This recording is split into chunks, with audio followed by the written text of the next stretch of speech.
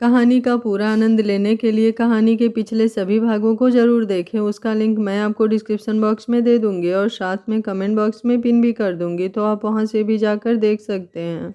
विवान ने समक्ष कपाड़िया और वहाँ पर हुए उस एक्शन को ऐसे इग्नोर किया जैसे उसने वहाँ कुछ देखा ही ना हो, और संजना के माथे पर हल्का सा किस करके संजना से बाय बोलकर ऑफिस के लिए निकल गया।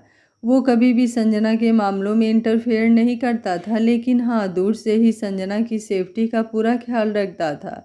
उसे संजना पर भरोसा था कि वो खुद को और घर के हर एक फर्द को सेफ रखेगी, पर फिर भी वो अपनी तरफ से कोई कसर नहीं छोड़ता। Sorry mister Kapadia, now let's continue our meeting. I think अब आपको बताना चाहिए आप यहाँ क्यों आए हैं। संजना वापस सोफे पर बैठ गई और अपने पैर पर पैर चढ़ाकर समक्ष से पूछी। Undercover agent Sanjana Vivaan Khanna, मैं तुम्हारे बारे में सब कुछ जानता हूँ और ये भी जानता हूँ कि निशा रेप एंड मर्डर केस तुम और तुम्हारी टीम मिलकर हैंडल कर रही हो। पुलिस स्टेशन में मैं इस केस को क्लोज भी कर दूँ तो भी तुम और तुम्हारी टीम इस केस का पीछा नहीं छोड़ने वाले।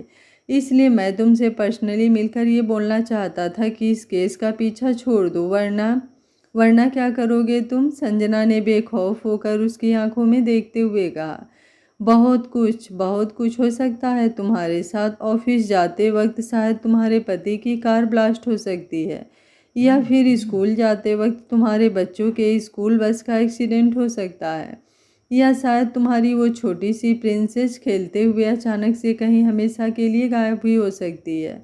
वो अपने होठों पर शैतानी मुस्कुराहट लिए हुए इनडायरेक्टली संजना को धमकी देते हुए बोला। पागल कुत्तों के भौंकने से ना ही कभी संजना डरी है और ना ही डरेगी। आई थिंक आपको आपका जवाब मिल चुका होगा, अब आपको यहाँ से जाना चाहिए। संजना ने बोलते हुए दरवाजे की तरफ इशारा किया। तुमने बहुत बड़ी गलती कर दी मिसेज खन्ना, जो तुमने समक्ष कपाड़िया से दुश्मनी मोल ली।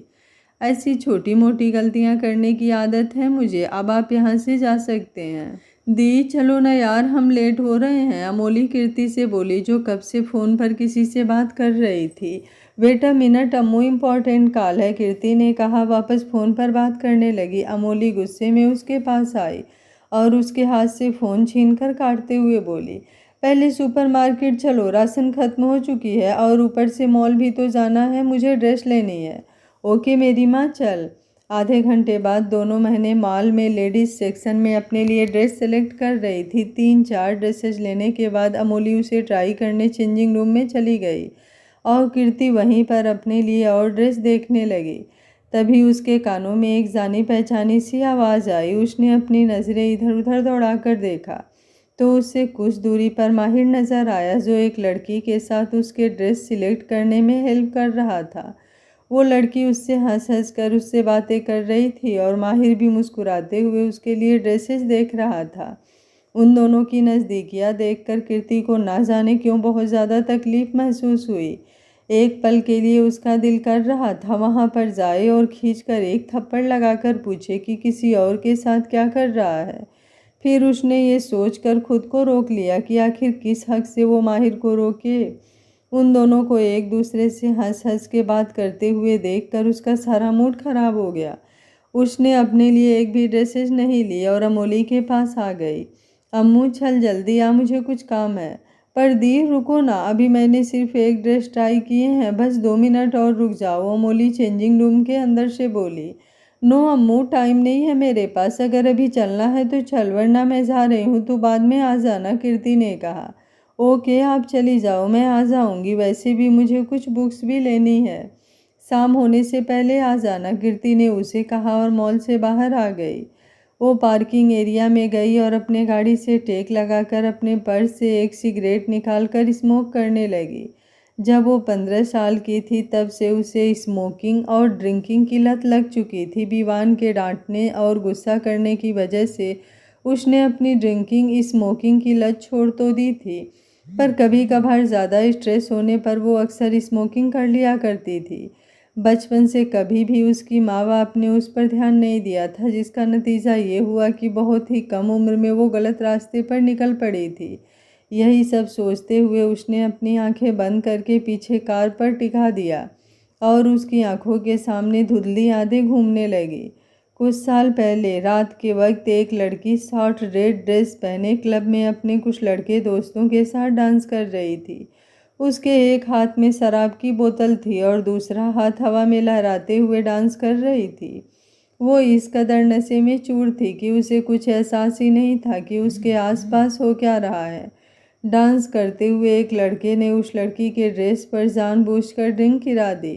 सॉरी सॉरी कीर्ति, गलती से गिर गया, वो लड़का बोला। इट्स ओके, डोंट वरी, मैं बाथरूम में साफ कर लूँगी, कीर्ति मदहोशी में झूमते हुए बोली और अपने लड़खड़ाते कदमों से डांस फ्लोर से नीचे उतरने लगी। लेकिन उसके कदम बुरी तरह से लड़खड़ा रहे थे। वो लड़खड़ा कर गिरती उससे पहले ही उस लड़के ने उसे संभाल लिया जिसने उसके ऊपर ड्रिंक गिराई थी। उसके पकड़ने के तरीके से ही पता चल रहा था उसकी नीयत खराब है। कीर्ति, तुमने ज़्यादा पी रखी है, एक काम करो, मैं तुम्हें वॉशरूम तक छोड़ देता हूँ, आओ चलो मेरे साथ। वो लड़का कीर्ति को अपने साथ ले जाने लगा।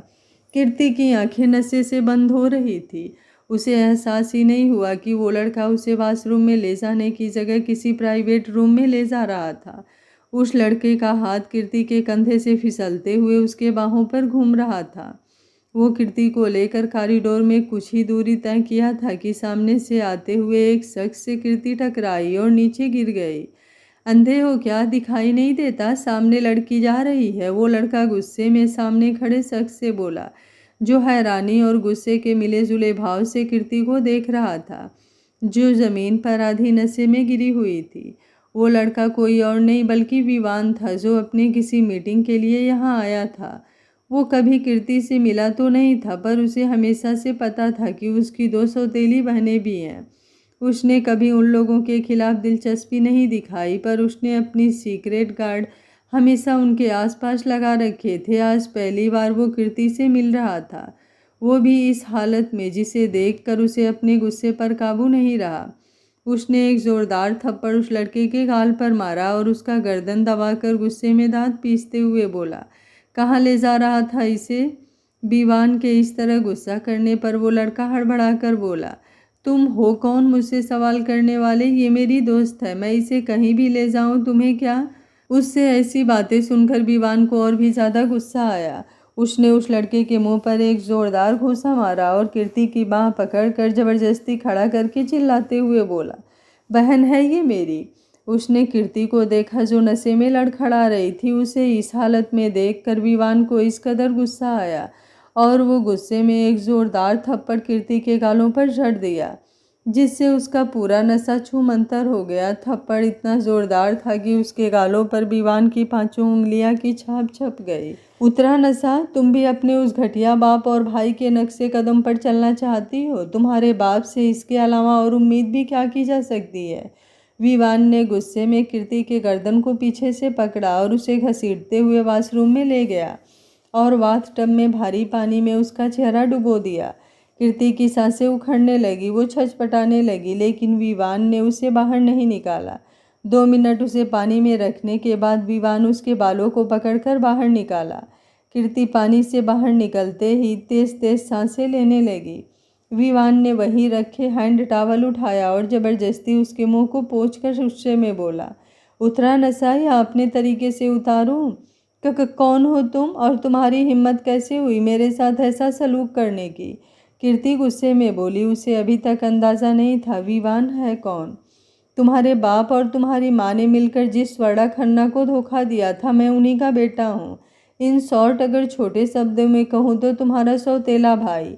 तुम्हें यहाँ इस हालत में देखकर इतना तो समझ आ गया कि तुम भी अपने बाप और भाई के नक्शे कदमों पर निकल चुकी हो। भी भाई? कीर्ति लड़खड़ाती हुई आवाज़ में बोली। उसकी आंखों में हल्की नमी छाने लगी। विवान ने उसकी हथेली को पकड़ा और गुस्से में उसे क्लब से बाहर ले आकर अपनी कार में बैठाकर गाड़ी उसके घर की तरफ दौड़ा दी। कुछ ही पलों बाद गाड़ी कीर्ति के घर के बाहर आकर रुकी। विवान कार से बाहर आया और उसका हाथ पकड़कर घसीटते हुए घर के अंदर ले जाकर सोफे पर पटक दिया। हाल में पहले से ही कीर्ति की माँ विक्रांत खन्ना और अमोली मौजूद थे। विवान को इस कदर गुस्से में कीर्ति के साथ ऐसा बिहेवियर करते हुए देखकर सब हैरान थे। कीर्ति की माँ और विक्रांत खन्ना ने तो विवान को पहचान लिया था, पर अमोली अभी भी अनजान थी विवान से।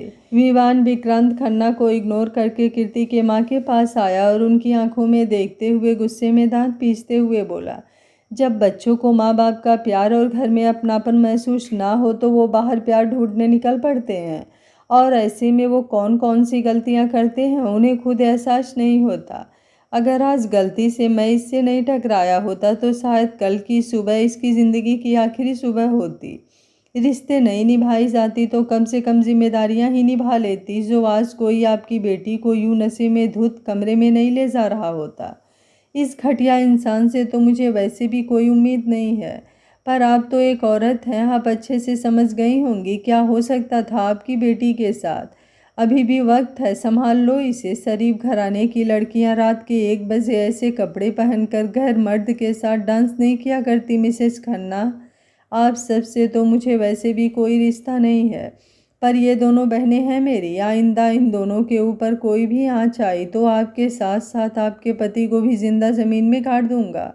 विवान ने अपनी बातें खत्म की और वापस कीर्ति के सामने आकर खड़ा हो गया और उसकी आंखों में देखते हुए बोला, आज के बाद से 24 घंटे मेरी नज़र तुम पर रहेगी। अगर गलती से भी कभी तुम्हें स्मोकिंग या ड्रिंकिंग करते हुए देख लिया तो फिर अपने तरीके से तुम्हें सुधारूंगा, समझी। आखिरी लाइन उसने चिल्लाकर कहा, जिसे सुनकर कीर्ति ने डर कर हाँ में सिर हिला दिया। अब विवान वहाँ से जाने के लिए मुड़ा, तभी उसकी नज़र अमोली पर पड़ी। अमोली के पास आकर उसने उसके सर पर हाथ रखकर प्यार से कहा, बड़ा भाई हूँ तुम्हारा। तुम्हारी बड़ी बहन तो वैसे भी गलत रास्ते पर निकल चुकी है, पर तुमसे ऐसी उम्मीद नहीं है। भूल से भी ऐसी कोई भी काम मत करना जिससे लोग तुम्हारा नाम तुम्हारे घटिया भाई या बाप से जोड़ें। अमोली ने हाँ में सर हिला दिया। विवान ने मुस्कुराते हुए उसे गले लगाया और अपना दूसरा हाथ कीर्ति की तरफ बढ़ा दिया। कीर्ति भी रोते हुए आकर उसके गले लग गई। आई एम सॉरी, आगे से अभी कोई गलती नहीं करूँगी, कभी नहीं, कीर्ति रोते हुए बोली। विवान ने दोनों को खुद से दूर किया और अमोली को अपना नंबर देकर बोला, ये मेरा कार्ड लो, कभी भी तुम्हें ये कुछ भी गलत काम करते हुए नज़र आई तो डायरेक्ट तुम मुझे कॉल करोगी। ओके भाई, अमोली धीरे से बोली और उसके मुंह से भाई सुनकर न जाने विवान को कितनी खुशी हुई कि उसने फिर से अमोली को गले लगा लिया। कीर्ति भी आकर उसके गले लग गई। वर्तमान समय कीर्ति अपने सोच से बाहर आई। सच में भाई, सिर्फ आप मेरे अपने हो, आपके अलावा कोई नहीं जो मेरा है, कीर्ति आंखें बंद किए हुए ही बोली। तभी किसी ने आकर उसके हाथ से सिगरेट छीनकर नीचे फेंक दिया। व्हाट द हेल, ये क्या कर रही हो तुम? सामने माहिर गुस्से में उसे घूर रहा था। It's none of your business, Kirti ने बेरुखी से जवाब दिया और अपनी कार की डोर खोलने लगी, पर माहिर ने उसका हाथ पकड़ लिया और उसे खींचकर दरवाजे से सटाकर गुस्से में दांत पीसते हुए बोला, यूं तो लंबे लंबे लेक्चर देती हो, पर क्या किसी ने बताया नहीं smoking is injurious for health, इससे लंग्स कैंसर भी हो सकता है। उससे तुम्हें क्या, मुझे लंग्स कैंसर हो, ब्लड कैंसर हो या मैं किसी और बीमारी से मरूं। माहिर गुस्से में बोला, जस्ट शट अप, एक और शब्द कहा तो खींचकर एक थप्पड़ लगा लूँगा, समझी। कुछ ज़्यादा ही शौक चढ़े हैं मरने के, और बीमारियों के नाम भी अच्छे अच्छे से सोच रखा है। उसकी बात सुनकर कीर्ति फीकी मुस्कुराहट लिए बोली, ये पागल इश्क क्या कम बड़ी मर्ज है जो मैं कम वक्त इस कैंसर से मरूंगी। हुआ क्या है तुम्हें, ऐसे क्यों बातें कर रही हो, कुछ हुआ है क्या, किसी ने कुछ कहा? माहिर ने उसकी आंखों में देखते हुए पूछा। कीर्ति उसे कोई जवाब देती उससे पहले ही माहिर को किसी ने पीछे से पुकारा, माहिर जी सुनिए। उस आवाज़ को सुनकर दोनों ने एक साथ पीछे देखा। ये वही लड़की थी जो माल में माहिर के साथ थी। उसे देखकर एक बार फिर कीर्ति को गुस्सा और जलन दोनों होने लगा। कौन है ये, कीर्ति ने दबी हुई आवाज़ में माहिर से पूछा। मेरी मंगेतर, माहिर ने भी उतने ही धीरे से जवाब दिया, जिसे सुनकर कीर्ति के दिल में अजीब सी बेचैनी होने लगी। Do you love her? Arrange marriage. Arrange marriage सुनकर कीर्ति की जान में जान आई। उसने गहरी सांस ली और मुस्कुराते हुए बोली, फिर तो ये शादी तुम भूल ही जाओ ठाकुर। क्या? माहिर ने हैरानी से उसकी तरफ देखने लगा। उसे कीर्ति की आंखों में कुछ तो शैतानी देखी, जिसे देखकर उसने अपना सर पीट लिया। माहिर जी चलिए ना, ऑलमोस्ट मैंने सारी शॉपिंग कर लिया, बस लंच करके हम लोग घर के लिए निकल जाएंगे। वो लड़की प्यार से मुस्कुराती हुई मीठी आवाज़ में बोली। ठाकुर ये चुड़ैल कौन है? कीर्ति ने भी प्यार से मीठी आवाज़ में अपनी पलकों को बार बार झपकाते हुए पप्पी फेस बनाकर माहिर से सवाल किया। उसके इस सडन चेंज बिहेवियर को देखकर माहिर समझ गया, अब तो सियापे ही सियापे होने हैं। कीर्ति नो, वो धीरे से बुदबुदाया और आंखों ही आंखों में कीर्ति से कोई भी ऐसी वैसी हरकत ना करने के लिए रिक्वेस्ट किया। पर कीर्ति हाय, वो तो ठहरी लड़ाकू बिल्ली कीर्ति, वो कहाँ मानने वाली थी। माहिर जी ये लड़की कौन है? माहिर की मंगेतर ने पूछा। मैं इनकी गर्लफ्रेंड हूँ, है ना ठाकुर? क्या? वो लड़की और माहिर दोनों हैरानी से कीर्ति को देखने लगे, जिसके होठों पर हल्की शैतानी मुस्कुराहट थी। ये क्या बोल रही हैं आप? झूठ बोल रही हैं आप। मेरे माहिर जी तो किसी लड़की की तरफ आंख उठाकर देखते भी नहीं, है ना माहिर जी? हाँ शालिनी, माहिर ने अभी दो ही शब्द बोले थे जब कीर्ति ने उसके कॉलर को पकड़कर अपने करीब खींचा और शालिनी के सामने ही उसे किस करने लगी। माहिर ने अपनी आंखें बंद कर ली। वो जानता था इस जंगली बिल्ली से निपटना इतना आसान नहीं। उसकी मंगेतर अभी भी आंखें फाड़े उसे देख रही थी। थोड़ी देर बाद कीर्ति उससे अलग हुई और बोली, क्या ठाकुर, रोमांस के मामले में तो तुम या सारके को भी पीछे छोड़ दो। ऐसे तो जब देखो तब चिंगम की तरह चिपके रहते हो, और अब अपनी मंगेतर के सामने ऐसे बिहेव कर रहे हो जैसे रोमाम के मामले में तो तुम एकदम कंजूस हो। मम्मा, मैं तुमसे चिपकता हूँ तो तुम पागल हो गई हो क्या? तुम खुद मेरे पीछे पड़ी रहती हो और तुम बोल रही हो कि मैं तुम्हारे पीछे पड़ा रहता हूँ। नहीं नहीं शालिनी, इसके बातों पर ध्यान मत देना, ये झूठ बोल रही है। मैं इसके पीछे नहीं, बल्कि ये तो खुद ही मेरे पीछे पड़ी रहती है। सच्ची, माहिर सब बताते हुए अपनी सफाई देने लगा। बेचारा दो लड़कियों के बीच में अकेला जो फंस गया था। आप झूठ बोल रहे हैं। अगर ये लड़की आपके पीछे पड़ी हुई है तो जब इसने आपको किस किया तो आपने इसे दूर क्यों नहीं धक्का दिया? मतलब आप मुझे धोखा दे रहे हैं, शालिनी रोते हुए बोली। नहीं शालिनी, मेरी बात। माहिर उसे समझाने की कोशिश कर रहा था, तभी बीच में कीर्ति टपकते हुए बोली। नहीं क्या ठाकुर, अगर सिर्फ मैं तुम्हारे पीछे पड़ी हूँ तो तुम अपने मंगेतर के सर पर हाथ रख कर कहो कि तुम मुझसे प्यार नहीं करते। कहो ना ठाकुर, तुम मुझसे प्यार नहीं करते। कीर्ति आंखों में आंसू लिए एकदम धांसू एक्टिंग कर रही थी। उसकी नेचुरल एक्टिंग देखकर माहिर का सर चकरा गया। हाँ माहिर जी, मेरे सर पर हाथ रखकर बोलिए कि आप इस लड़की से प्यार नहीं करते। ये झूठ बोल रही है, शालिनी भी रोते हुए बोली। माहिर ने अपना सर पकड़ लिया और बारी बारी से दोनों लड़कियों को देखा जिनकी आंखों में आंसू थे। वो अच्छे से समझ रहा था कि कीर्ति एक्टिंग कर रही है, उसे फंसाने की कोशिश कर रही है, पर फिर भी ना जाने क्यों माहिर अपनी जुबान से ना नहीं बोल पाया। शालिनी मेरी बात, मुझे कुछ नहीं सुनना। आपने मेरी कसम ना खाकर ये साबित कर दिया है कि ये लड़की सच बोल रही है। अब मैं जा रही हूँ, मैं सबको बता दूंगी आपने मेरे साथ पूरे परिवार को धोखा दिया है। शालिनी रोते हुए वहाँ से भाग गई। शालिनी लिसन टू मी, ये झूठ बोल रही है यार। माही दौड़ते हुए उसके पीछे गया, पर शालिनी वहाँ से जा चुकी थी। माहिर गुस्से में पीछे मुड़ा और कीर्ति को देखने लगा, जो मुस्कुराते हुए आराम से कार से टेक लगाकर खड़ी थी। ये क्या किया तुमने? जानती भी हो वो कौन थी? वो मेरी भाभी की बहन थी। अब घर पर ना जाने वो कौन कौन से रायता फैलाएगी। अब मैं क्या करूं? माहिर ने अपना सर पकड़ लिया। मुझसे प्यार, इट्स सिंपल, कीर्ति ने मुस्कुराते हुए अपने दोनों कंधे उचका कर कहा। माहिर ने गुस्से में उसे घूरा और उसके पास आकर बोला, चाहती क्या हो तुम क्या चाहते हो ठाकुर? कीर्ति ने उसकी आंखों में झांकते हुए सवाल किया। मतलब? माहिर ने अनजान बनते हुए पूछा।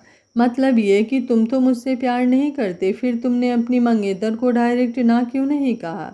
क्यों उसके सर पर हाथ रख कर ना नहीं कह पाए?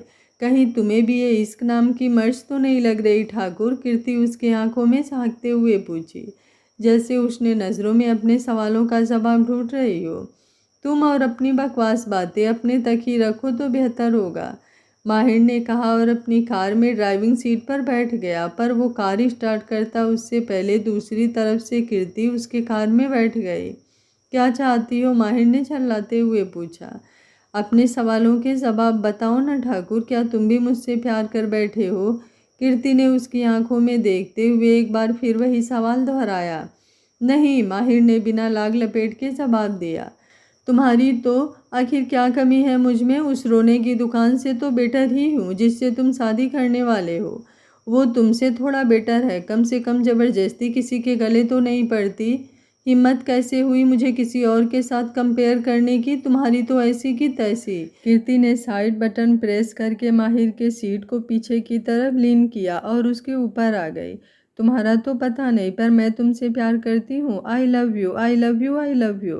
कीर्ति बोलते बोलते माहिर के सीने से लग गई। माहिर ने कोई विरोध नहीं किया, उल्टा उसके कमर पर अपनी पकड़ मजबूत की और पलटकर उसे नीचे दबा दिया और उसके सर से अपना सर लगाकर उसकी आंखों में देखने लगा। बताओ ना, प्यार करते हो मुझसे? एक बार फिर कीर्ति का वही सवाल, जिसे सुनकर माही के होठों पर हल्की मुस्कुराहट आ गई। तुम्हें क्या लगता है? माहिर ने उसके होठों को चूम कर पूछा।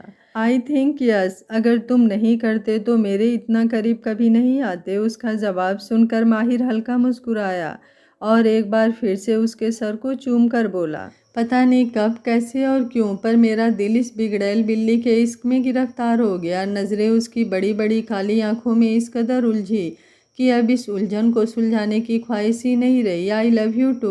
उसने अपनी बात खत्म करके एक बार फिर उसके दोनों आंखों को चूम लिया।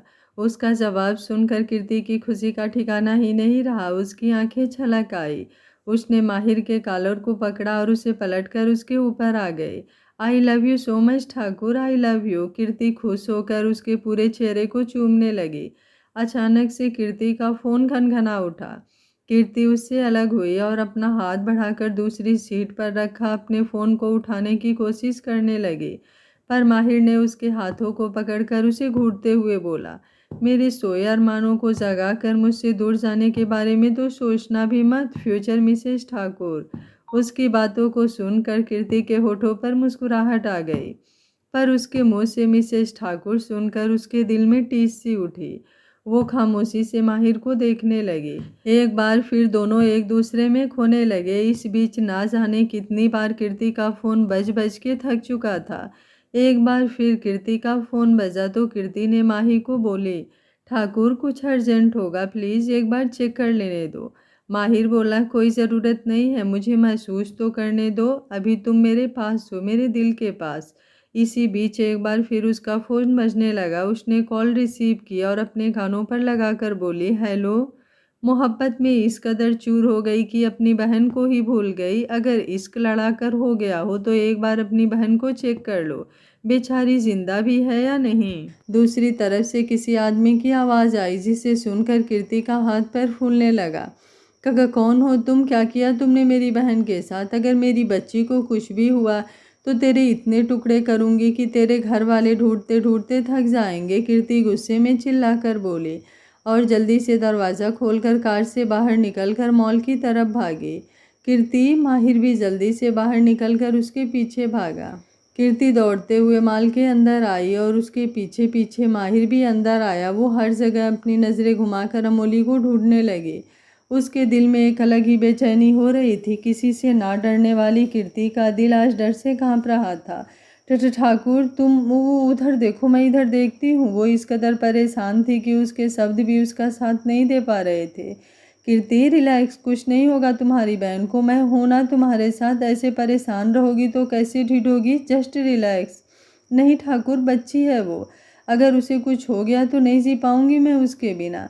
तो तुम ढूंढो ढूंढो ना, तुम उधर ढूंढो, मैं इधर देखती हूँ। कीर्ति वहाँ से जाने लगी, लेकिन माहिर ने उसकी बाँह पकड़कर अपने करीब खींच लिया और उसके माथे को चूमकर प्यार से बोला, एकदम just relax and take a deep breath. खुद को नॉर्मल करो और मेरी बात ध्यान से सुनो। ऐसे हम अमोली को पूरे दिन भी ढूंढेंगे तो नहीं मिलेगी। ऊपर 6 फ्लोर पर कंट्रोल रूम है, हम वहाँ सीसीटीवी फुटेज चेक करेंगे तो हमें पता चल जाएगा अमोली कहाँ है। चलो मेरे साथ। माहिर उसका हाथ पकड़कर जल्दी से लिफ्ट की तरफ गया और वहाँ से ऊपर कंट्रोल रूम में 1 घंटे पहले की फ़ोटो शो करो, 3rd फ्लोर के चेंजिंग रूम के पास वाली, कीर्ति ने कहा और दोनों ध्यान से फ़ोटोज़ देखने लगे। जैसा कि कीर्ति ने कहा था, अमोली चेंजिंग रूम से बाहर आई तो कीर्ति ने उसे फॉलो करने के लिए कहा। उसे हर कैमरे में फॉलो करने के बाद पता चला वो लिफ्ट में अंदर गई, पर वहाँ से बाहर आई ही नहीं। ठाकुर ठाकुर ये तो बाहर ही नहीं आई, कहाँ गई? कीर्ति ने परेशान होकर कहा। कको कुछ हुआ तो नहीं होगा ना? ठीक तो होगी ना मेरी बच्ची? मम्मा मैं क्या करूँ? उसे कुछ हो गया तो मैं जी नहीं पाऊंगी। मेरी जान है वो। कीर्ति परेशान होकर ना जाने क्या क्या बड़बड़ाने लगी। माहिर ने उसके कमर पर हाथ रखकर अपने करीब खींचा और उसके माथे पर अपने होठ रख दिए। कीर्ति अपनी बड़ी बड़ी आंखों को झपकाते हुए माहिर की आंखों में देखने लगी। अब वो शांत हो चुकी थी। माहिर ने उसके बालों को कान के पीछे करते हुए कहा, तुम खुद एक अंडरकवर एजेंट हो। तुम्हें अच्छे से पता है कहाँ हमें ओवर इमोशनल होना है और कहाँ हमें अपनी इमोशंस को काबू करना है। और इस वक्त तुम्हें अपनी बहन के लिए अपने इमोशंस को कंट्रोल करना होगा, तभी तुम उसे ढूंढ पाओगी। समझी? आज से पहले मैंने तुम्हें कभी भी इस तरह बिहेव करते हुए नहीं देखा। तुम्हारे इस बिहेवियर को देखकर इतना तो पता चल गया तुम्हारे लिए तुम्हारी बहन कितने मायने रखती है। पर उसे बचाना चाहती हो तो अपने इमोशंस को कंट्रोल रखो, अंडरस्टैंड? उसकी बातों को सुनकर कीर्ति ने हाँ में सिर हिलाया और अपनी आंखें बंद करके जोर से माहिर के गले लग गई। I love you so much. Please हमेशा मेरे साथ रहना, कभी मुझे छोड़कर मत जाना, कभी मत जाना।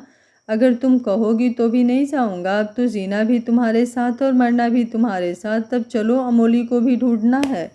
हाँ चलो। दोनों वहाँ से डायरेक्ट ग्राउंड फ्लोर पर आ गए, क्योंकि अमोली कैमरे में किसी भी फ्लोर पर लिफ्ट से बाहर नहीं आई थी। अम्मू अम्मू, अमोली अमोली कहाँ है तू? कोई हिंट तो दे। माहिर कीर्ति दोनों लगातार अमोली को पुकारते हुए ग्राउंड फ्लोर पर हर जगह ढूंढ रहे थे।